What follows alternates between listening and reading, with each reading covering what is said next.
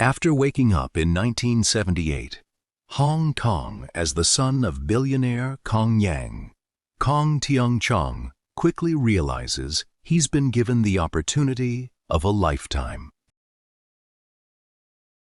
In his previous life, he spent decades building wealth and barely reached hundreds of millions. Now, he starts with a family empire worth over $1 billion. Armed with knowledge of the future, he immediately begins planning how to turn the Kong family into the most powerful business dynasty in Hong Kong. The first target is Kowloon Wharf. While most investors see an ordinary shipping company, Tianchong knows its massive land holdings will become incredibly valuable in the future. Ignoring everyone's doubts, he convinces his father to pour huge amounts of money into acquiring shares.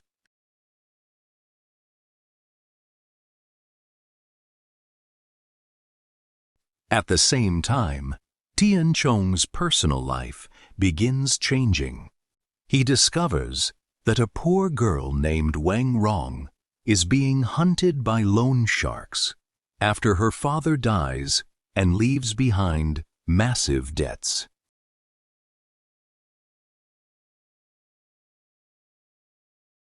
Unable to watch her suffer, Tianchong personally steps in. He pays off her debts, humiliates the gangsters threatening her, and gives her a chance to continue her education. For Wang Rong, Tianchong becomes the first person to ever truly protect her.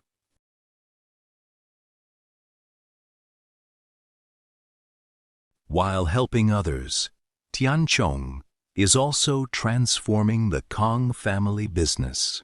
Using his knowledge of future corporate takeovers, he convinces his father to borrow billions and aggressively buy more Kowloon Wharf shares.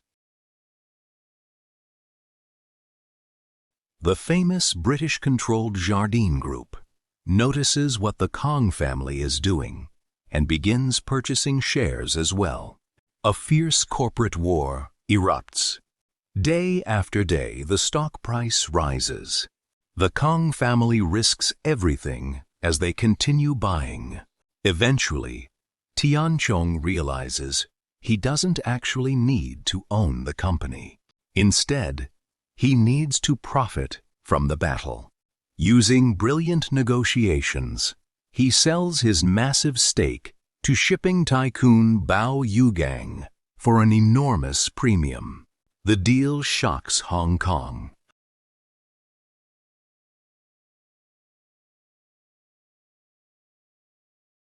Overnight, the Kong family earns hundreds of millions. Their reputation skyrockets. Now, everyone realizes the young heir is far more dangerous than anyone. One of his first discoveries is director Wang Mingming. At the time, she is an unknown nobody. But Tianchong knows she will become famous. He invests heavily in her career and hands her a script called Happy Ghost years before its original release. The movie becomes an explosive success, breaking box office records across Hong Kong. Actors, directors, and writers who once struggled suddenly become stars. Unlike other studio bosses, Tianchong generously shares profits. As word spreads, more and more talent rushes to join his company. Soon, Minji Pictures becomes one of Hong Kong's fastest-growing entertainment empires. But success creates enemies.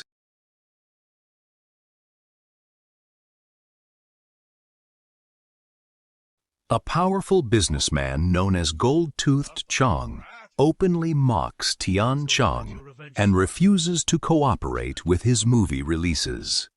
Most people would accept the insult. Tianchong chooses war. Using his enormous financial resources, he launches a hostile takeover of Goldtooth Chong's company. Within weeks, he gains majority control. The man who mocked him is forced to surrender.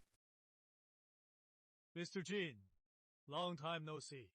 I am Kong Tianchong. Mr. Kong, hello. Hong Kong once again witnesses the terrifying power of the Kong heir. As his influence expands, Tianchong turns toward real estate. The government plans to develop a huge area of land known as Xiangquan-o. Most people overlook the opportunity. Tianchong immediately recognizes its future value. However, local village leaders demand outrageous compensation and attempt to extort the project. Instead of using violence, Tianchong uses strategy. He exposes corruption, turns villagers against the mad. If prices move slightly against him, everything will be lost. But Tianchong trusts his knowledge of the future. When the Iranian Revolution disrupts global oil supplies, oil prices explode upward. His investment turns into a fortune. Billions of dollars pour into his accounts.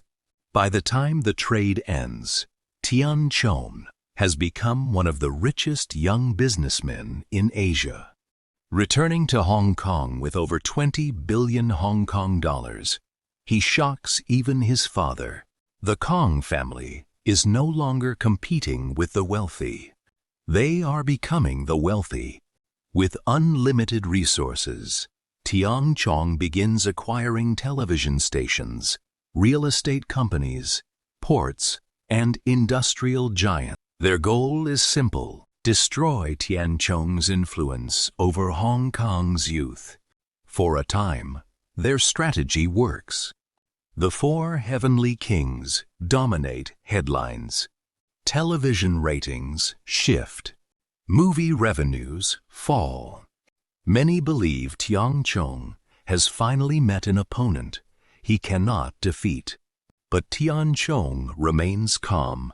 Secretly, he has been preparing his ultimate weapon, a revolutionary girl group unlike anything Hong Kong has ever seen. After months of training, the group finally debuts. Girls' Generation. Their appearance instantly captures the attention of the entire city. The media explodes. Young people become obsessed. Concerts sell out. Advertisements flood the streets. Almost overnight, the four heavenly kings lose momentum. Tianchong once again proves he is always several steps ahead of everyone else. At the same time, hidden enemies attempt to seize control of the Kong family empire by secretly purchasing company shares. What they don't realize is that Tianchong already knows their plan. While they believe they are trapping him, he is actually trapping them. When the final shareholder meeting arrives, the conspirators confidently move to take over the company. Then, television, finance, and technology. His rivals have fallen. His wealth continues growing, and with his eyes now set on mainland China and global expansion, an even greater empire is only beginning to rise.